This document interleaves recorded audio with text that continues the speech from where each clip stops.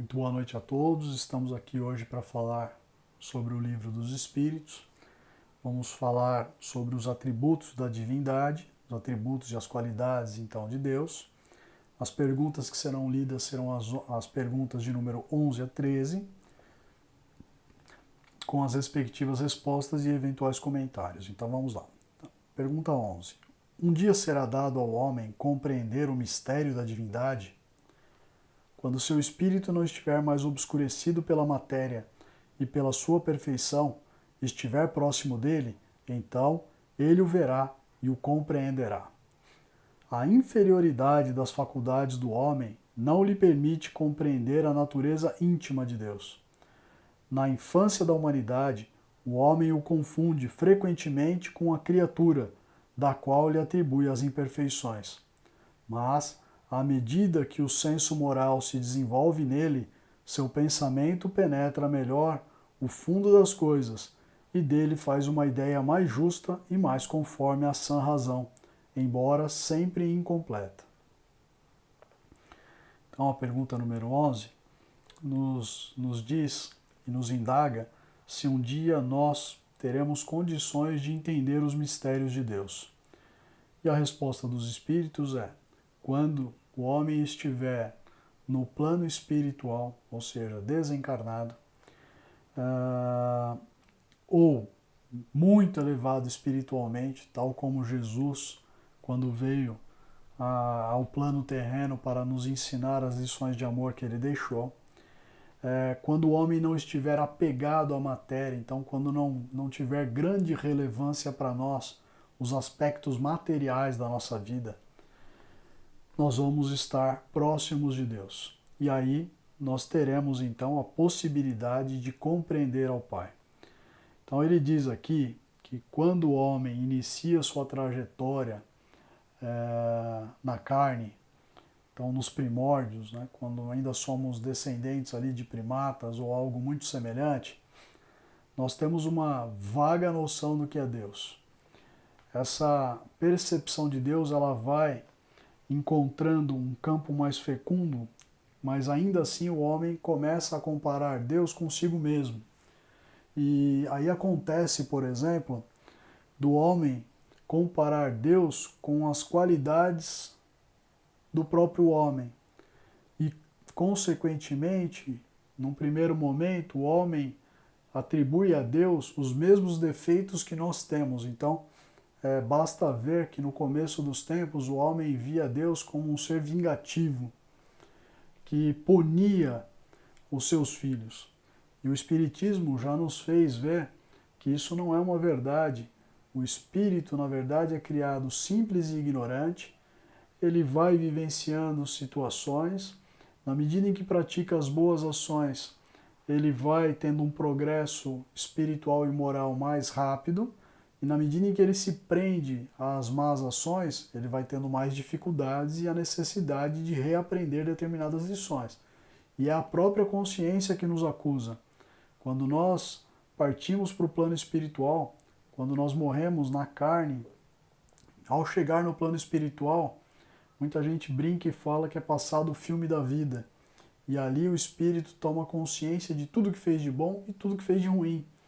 E em relação às coisas ruins que fez, o espírito toma por si só a decisão de reparar o mal causado. Então, na medida em que o tempo vai passando, o homem começa a compreender que Deus é todo bondade, todo amor e infinita justiça. E essas comparações do homem feita em relação a Deus, elas deixam de existir. E nós vamos tomando maior consciência do que é Deus, das suas qualidades, de que ele só tem virtudes e que não tem defeitos, e a partir daí então começa a haver uma dissociação. Nós nos afastamos dessas ideias de que Deus é igual ao homem aqui nos seus primórdios. Né? E aí então nós vamos compreendendo melhor os atributos do Pai. A pergunta 12 diz o seguinte: se não podemos compreender a natureza íntima de Deus, podemos ter uma ideia de algumas de suas perfeições? E aí a resposta dos espíritos: sim, de algumas. O homem as compreende melhor à medida que se eleva acima da matéria. Ele as entrevê pelo pensamento. Aqui, como já foi dito na primeira pergunta, inclusive, a partir do momento em que você não se apega mais às coisas materiais ou não dá tanto valor às coisas materiais, você começa a entender melhor os atributos, as qualidades de Deus. E quando nós estamos no plano espiritual, aí a percepção é ainda maior, porque não temos mais dúvida nenhuma em relação à continuação da vida, da imortalidade da alma, e o espírito, nesse momento, ele começa a compreender melhor todas as qualidades de Deus. A pergunta 13 diz o seguinte: quando dizemos que Deus é eterno, infinito, imutável, imaterial, único, todo-poderoso, soberanamente justo e bom, não temos uma ideia completa dos seus atributos? E aí a resposta dos espíritos é: do vosso ponto de vista, sim, porque credes tudo abraçar. Mas sabei bem que há coisas acima da inteligência do homem mais inteligente, e para as quais vossa linguagem, limitada às vossas ideias e às vossas sensações, não tem expressão adequada. Ou seja, a gente conhece algumas das qualidades de Deus, mas não todas. E existem qualidades de Deus e mesmo da sua extensão, da sua grandeza, que nós não temos condições, principalmente na carne e com a falta de adiantamento que ainda temos, de compreendê-lo. Vai chegar um dia, sim, que pelo nosso aperfeiçoamento moral, conseguido através de sucessivas reencarnações, que nós vamos conseguir compreender a magnitude de Deus. Mas hoje ainda não é possível. A razão vos diz, com efeito, que Deus deve ter essas perfeições num grau supremo, porque se o tivesse uma só de menos, ou não fosse de um grau infinito, ele não seria superior a tudo, e por conseguinte não seria Deus.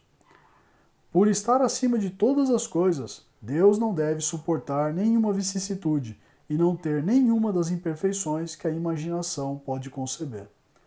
Então aqui ele diz que Deus tem todas as qualidades num grau infinito. Então não existe nenhuma em que um ser humano tenha condições de ultrapassá-lo. Nenhuma comparação é possível na medida em que nós nunca vamos conseguir nos igualar às qualidades de Deus. Mas aí são citadas algumas dessas qualidades com as suas explicações. E aí os espíritos dizem o seguinte: Deus é eterno. Se ele tivesse tido um começo, teria saído do nada, ou teria sido criado ele mesmo por um ser anterior. É assim que, de degrau em degrau, remontamos ao infinito e à eternidade. Nós ainda não temos condições de entender toda a grandeza do universo, mas o que basta para nós sabermos é que Deus precede a criação de tudo e de todos. É imutável. Se estivesse sujeito às mudanças, as leis que regem o universo não teriam nenhuma estabilidade. Então, Deus não muda. Com o passar dos anos, ele permanece exatamente da mesma forma. E assim, as leis que ele criou continuam sempre as mesmas, não são mudadas, porque ele não muda. É imaterial, ou seja, não dá para pegar, não é palpável. Né? Quer dizer, sua natureza difere de tudo o que chamamos matéria. De outro modo, ele não seria imutável, porque estaria sujeito às transformações da matéria. Então, ele não é feito de nenhum material conhecido. Nada que possa envelhecer e se modificar ao longo do tempo. Né? É imaterial. Acho que como exemplo aqui a gente pode falar do ar. Nós não vemos, mas sentimos e sabemos que está lá. E sabemos da sua composição, porque a ciência já consegue nos mostrar a composição através dos átomos. Mas aos olhos nós não enxergamos, nós não vemos. Então a comparação aqui, simplista sim, mas é mais ou menos essa. Deus está lá.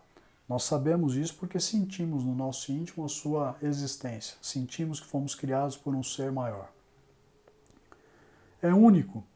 Se houvesse vários deuses, não haveria unidade de vistas, nem unidade de poder no ordenamento do universo. Então aqui ele deixa claro que não existem divindades, mas uma única divindade, só um Deus.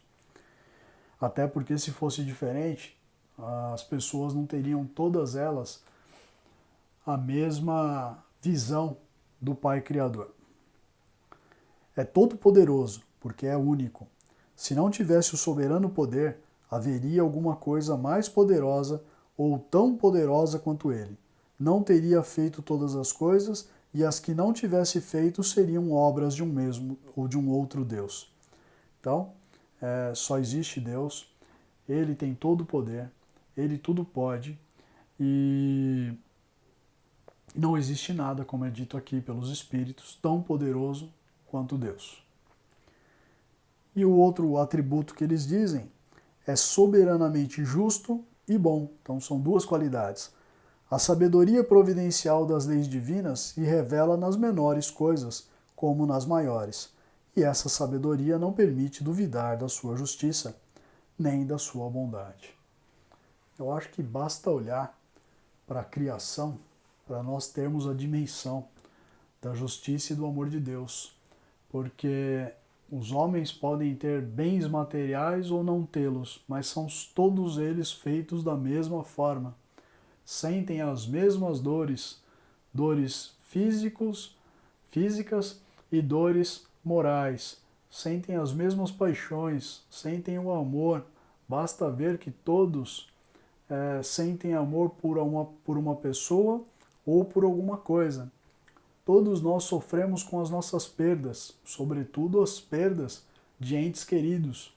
Todos nós temos na criação o mesmo tipo de organismo e por aí vai. Então, a gente vê os seres viventes, né, e a gente vê como o universo ele age de uma forma a sempre manter o equilíbrio. A natureza está sempre nos mostrando a colaboração, mesmo quando a gente só consegue enxergar a predação. Então pense aí nos animais, né, que se predam uns aos outros, mas eles mantêm o equilíbrio para que uma raça, por exemplo, de bichos não se sobreponha às outras e assim sucessivamente. Então, enquanto alguns nascem, outros morrem.